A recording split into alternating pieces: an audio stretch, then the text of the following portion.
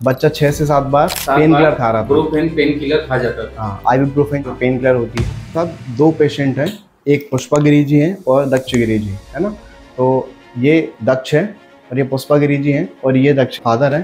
तो आपका नाम क्या है? मनीष गिरी। मनीष जी, आप सभी को बताइए कि आप हमारे पास आए कैसे, क्या समस्या थी, आपकी माता जी और आपके बेटे को क्या समस्या थी? मैं इंस्टाग्राम के माध्यम से आया था। अच्छा। और 3 साल से मेरे बालक बच्चे को पैर में दर्द था, लेकिन यहाँ आने पे 7 दिन पे हमारा सही से दर्द खत्म हो गया। अच्छा। माता जी का भी सही हो गया। माता जी की क्या समस्या थी? माता जी का साइटिका था। साइटिका थी, 1 साल से समस्या थी इनको। 1 साल से थी माता। तो अभी माता जी की हमने 7 दिनों की प्रोसेस करी, प्रोसेस है ना।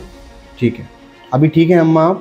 हाँ। आप दक्ष के बारे में ज़्यादा बताइए। ये एक्चुअली जो पुष्पा गिरी जी पेशेंट हैं, उनकी टिपिकल साइटिका के पेशेंट हैं, जिनके हमने बहुत सारी वीडियोस ऑलरेडी बना चुके हैं कि पेशेंट को 7 डेज़ में इम्प्रूवमेंट आ जाता है। वैसे पेशेंट को बहुत हद तक इम्प्रूवमेंट आ चुका है और जो बाकी का बचा हुआ इम्प्रूवमेंट है वो उनके समय के साथ आने वाला है। और पेशेंट को 3 मंथ की मेडिसिन खाने के लिए भी बोला है।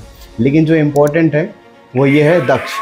दक्ष के फादर आप बताइए अच्छे से दक्ष के बारे में, क्योंकि दक्ष का केस थोड़ा डिफिकल्ट था। फिर आप हमारे पास आए थे, क्या क्या परेशानियों से आप पहले से गुजरे हैं? हम छत्तीसगढ़ में भी इलाज कराएं, छत्तीसगढ़ में भी कई डॉक्टरों के पास कराएं। हाँ। फिर उसके बाद भोपाल आए, भोपाल में भी 1 साल करीब इलाज कराएं, सागर में। फिर उसके बाद कई जगहों पे बड़े बड़े अस्पतालों में गए, लेकिन कोई आराम नहीं मिला। सिर्फ दवाई, दर्द का दवाई खाओ और दर्द सही हो रहा था, फिर दर्द हो रहा। लेकिन हम यहाँ का देखे, इंस्टा पे देखे, सर का अच्छा लगा हमको, तो यहाँ आए तो सही लगने तो लगा। दक्ष को माइक दीजिए।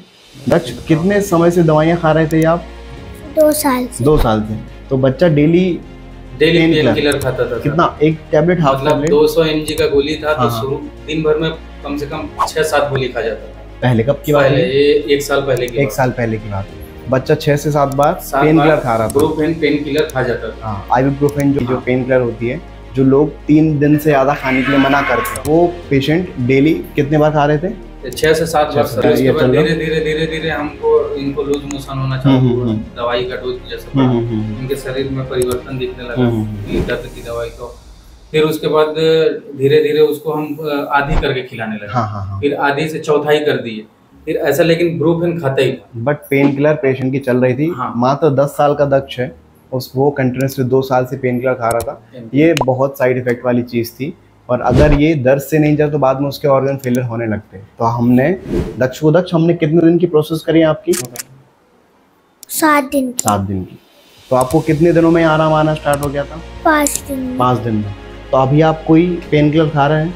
नहीं। कोई भी गोली नहीं खा रहे हैं? नहीं। अच्छा, मैंने आपको जो ऑयल लगाने के लिए दिया है वो लगाने के लिए बोला है ना? हाँ। कि जब भी आपको दर्द हो तो ऑयल लगाने के लिए बोला और सिकाई करने के लिए। और अभी तो बच्चे के सिर्फ 7 दिन हुए हैं, उसको प्रॉपर 3 मंथ तक मेडिसिन खिलाएंगे ताकि उसकी कुछ, एक्चुअली इस बच्चे को osteoid osteoma of neck of right femur था। बच्चों में अक्सर राइट फीमर में कुछ थोड़ी सी ऑस्टियोमा बन जाते हैं, तो उस कारण से बच्चे को पेन आ रहा था।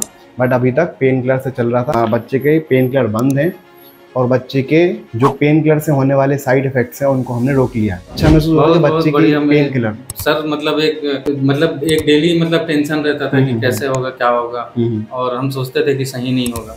लेकिन यहाँ आने के बाद मतलब ये होगा कि नहीं, सब चीज़ का इलाज यहाँ है। तो ये वीडियो के माध्यम से मैसेज मिलता है कि आपकी कोई समस्या है अगर, तो एक बार आप आयुर्वेद डॉक्टर के पास ज़रूर आएँ और अपनी डॉक्टर को कंसल्ट भी करें।